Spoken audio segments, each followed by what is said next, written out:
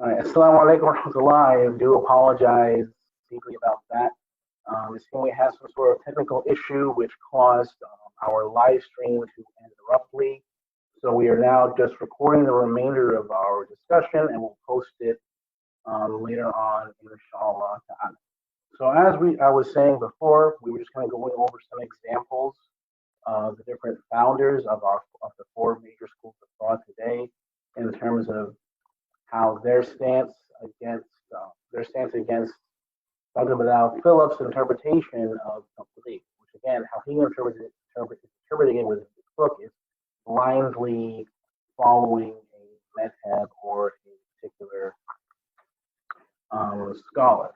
And we mentioned how none of these scholars were concerned with having people follow their particular way. They were mainly concerned with following the Quran and the Sunnah and making it easy for others to follow the Quran and the Sunnah. And if they were shown a hadith that was authentic, which contradicted their own particular rulings, they would clearly choose that hadith over their own individual rulings. And so essentially, and I think we can quickly wrap up here. That this is what Dr. Bilal Phillips is basically calling for within this chapter. He is calling for Muslims to practice.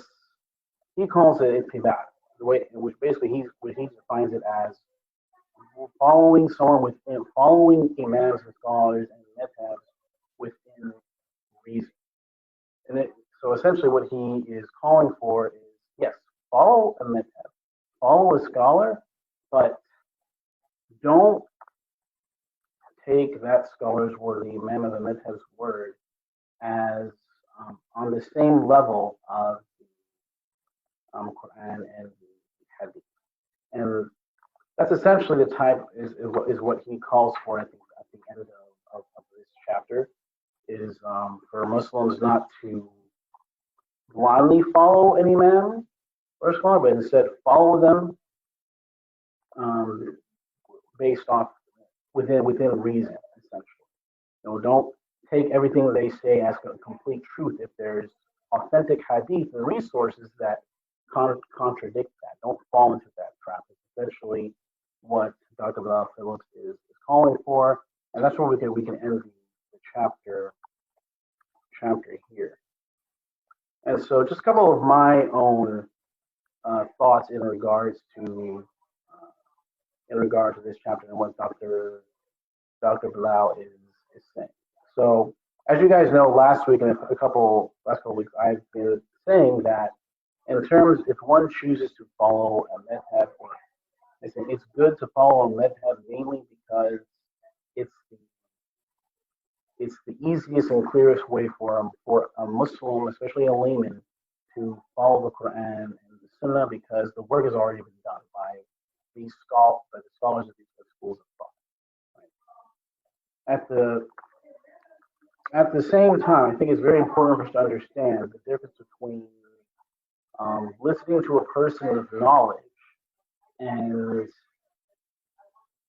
putting that person's knowledge on the same pedestal as certain religions put their other religious leaders.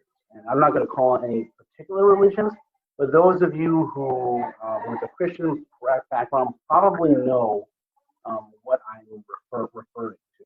And that's what I really love about Islam. Right? Our religious leaders do not just say, this is haram, this is halal because I said so. That's not how our religion is. What do our scholars and our leaders do? They provide the needed. They provide evidence through the Quran and the Hadith. So that's one of the most beautiful things about our religion. I think it's something that is also something that really attracts a lot of us converts. Right? Is that we have sources for our evidence, right?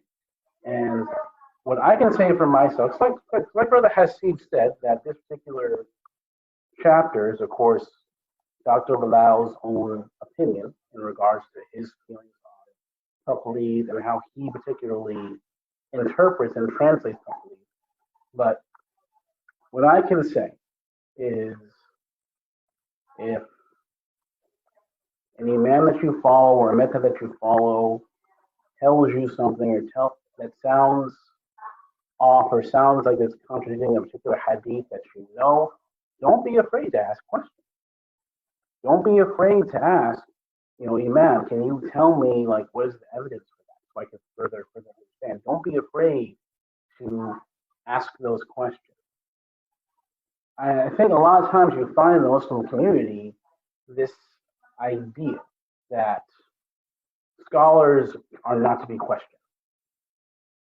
Like, for example, you have a discussion with, a brother or a sister, and they tell you, well, this scholar says this about this particular issue, and you're like, well, what evidence do they have for that? It sounds kind of off. And they'll say, Astaghfirullah, brother, who are you? You're going to go and question a scholar, a person of knowledge? And that's not the mindset we should have. That's not the mindset that these scholars, that these founders had. As we mentioned, there were certain times where their students would provide them hadith, which contradicted that scholar's earlier ruling. That scholar was not like, who do you think you are? I'm the teacher, I'm the alim, you're the student. You don't tell me that, you don't contradict me. No. If it was authentic hadith, they would have no problem letting go of the previous ruling and going with the hadith that was authentic. They had that flexibility and that understanding. And so I think for us as laymen, because we're not scholars. Most of us here, at least myself, I am not a scholar. Right? So obviously we cannot, go out, and we don't have the proper set of knowledge and practice and skill to go and develop our own understandings and things of that nature. That's just not possible, right? So, and Dr. Val Phillips mentions that towards the end of this chapter, that he knows that for the layman, the best thing for us to do is, yes, follow madhab if you choose to follow him. Follow an imam, but don't be afraid to ask questions. And I think that's where I want to end my particular talk in regards to this discussion. So from here, I'd like to go ahead and open the floor to any questions or comments where the Hasibi may have something we want to clarify or elaborate or say in regards to what we're saying in this chapter. If anyone has any questions or comments, please, the floor is open, please.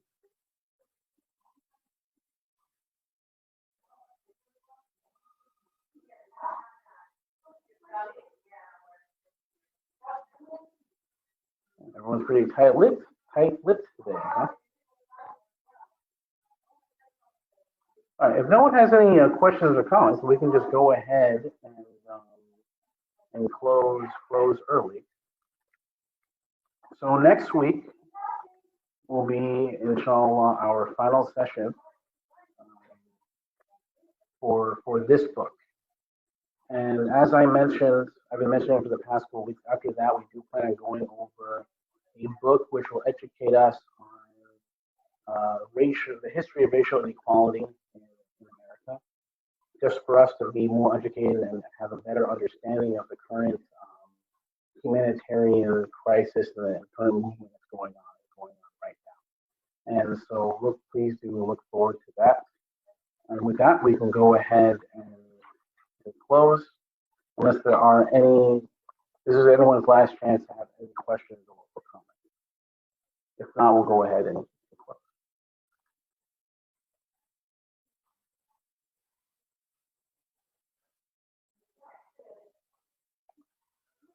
All right. Allahumma subhanahu wa bihamdika ashhadu an la ilaha illa ant astaghfiruka wa atubu ilayk. Jazakumullahu khairan everyone. Wassalamu alaikum wa rahmatullahi wa barakatuh. Alaikum assalam wa rahmatullahi wa barakatuh.